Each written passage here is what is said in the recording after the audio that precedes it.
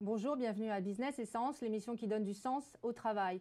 La loi Hamon sur l'économie sociale et solidaire définit pour la première fois le périmètre de l'ESS. Ce périmètre comprend 200 000 entreprises qui essaient de concilier au quotidien activité économique et recherche d'impact social maximal. Alors sur le terrain, qui sont les entrepreneurs sociaux? Comment travaillent-ils? Comment fonctionnent-ils? Pour en discuter avec nous, j'ai le plaisir d'accueillir aujourd'hui Jonathan Jérémiaz. Bonjour Jonathan. Alors vous êtes un entrepreneur social extrêmement actif puisque vous êtes à la tête de 4 structures de l'ESS. Alors racontez-nous. Alors la première, c'est le groupe ONG Conseil, qui est spécialisé dans la collecte de fonds en face à face dans la rue pour les associations d'intérêt général. Le groupe ONG Conseil emploie 400 personnes, réalise environ 20 millions d'euros de chiffre d'affaires annuel et en 10 ans, grâce à 15 000 recruteurs de donateurs, a permis à plus d'1 million de personnes de devenir donateurs réguliers d'une grande association, d'une grande ONG. On a travaillé pour 50 associations en France, Canada, Belgique et Suisse. Et ça devrait leur rapporter au global un demi-milliard d'euros de ressources supplémentaires d'ici fin 2016.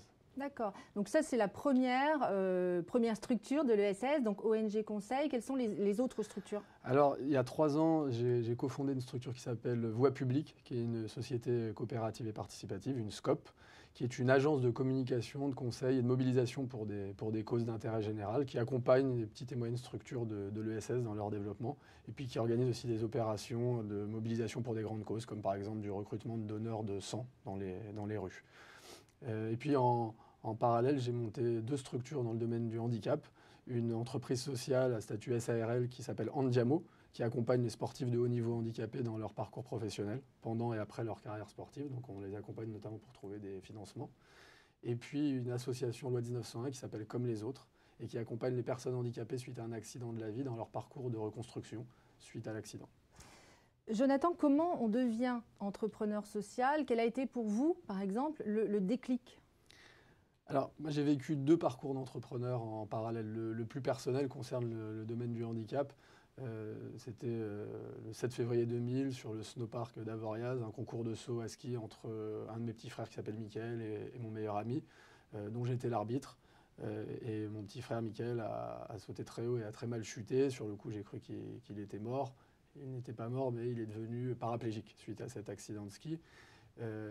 Dont il a particulièrement bien rebondi puisque en quelques années il est devenu champion du monde de tennis en fauteuil puis multimédaillé aux Jeux paralympiques. Et en fait une dizaine d'années après cet accident, on a voulu partager cette expérience familiale, intime, en dehors de notre cercle le plus proche, en créant les 2 structures, Andiamo et Comme les autres. En parallèle, j'ai vécu un autre parcours d'entrepreneur qui a été en fait la rencontre entre des convictions militantes qui s'exprimaient au début des années 2000 par la participation à des mobilisations du mouvement altermondialiste qui était naissant en France, et un métier, le métier de recruteur de donateurs, qui était naissant aussi à l'époque, que j'ai découvert à ce moment-là, donc qui a été d'abord un petit job engagé pour moi, puis un sujet de recherche universitaire en maîtrise et en DEA, et ensuite l'occasion d'entreprendre avec ONG Conseil, qui a été ma première expérience professionnelle à responsabilité à la fin de mes études.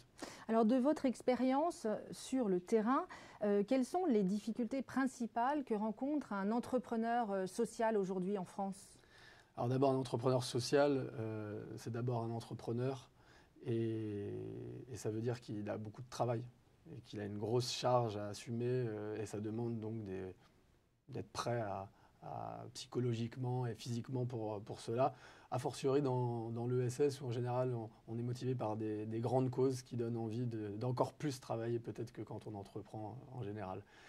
Ensuite, une autre difficulté, ça peut être le choix des statuts quand on entreprend dans l'ESS, puisqu'il faut bien choisir les statuts qui soient les plus cohérents possibles avec son projet, puisque que vous entrepreniez avec statut associatif, avec statut coopératif ou par une SARL ou une SAS commerciale classique, ça a des conséquences sur les financements auxquels vous allez avoir accès, ça a des conséquences sur la gouvernance de votre structure et il faut faire bien attention au démarrage, à bien choisir le statut.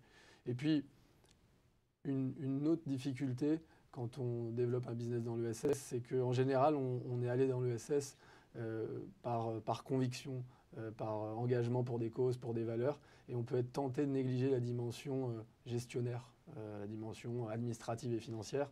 Or, il n'y a pas d'aventure entrepreneuriale réussie et pérenne sans une grande rigueur de gestion. Donc il faut à la fois être de bons militants, mais aussi être de bons gestionnaires quand on veut développer un business dans l'ESS. Justement, vous faites partie du MOVE, le mouvement des entrepreneurs sociaux.